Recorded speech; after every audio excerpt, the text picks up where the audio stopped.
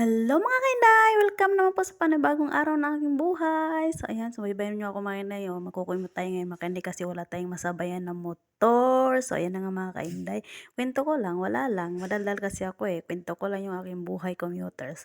So ito na nga mga kainday, galing sa Tansa, papunta akong Paranaque. So dito pa lang ako sa Tansa. So ayan, siksikan talaga kapag, alam mo na, kapag magkukumute, siksikan, naka-standing yung iba.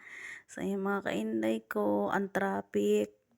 Nakarating din ako sa PTEX. Ayan mga kandi ko, nandito na ako sa PTEX. So, papasok na ako sa loob. Papunta na din ako. Sasakay ako. Papunta namang sukat. So, ayan. Chinecheck muna nila ang bag bago ka papasok dun sa loob ng PTEX. Tapos, lalabas ka rin. Char.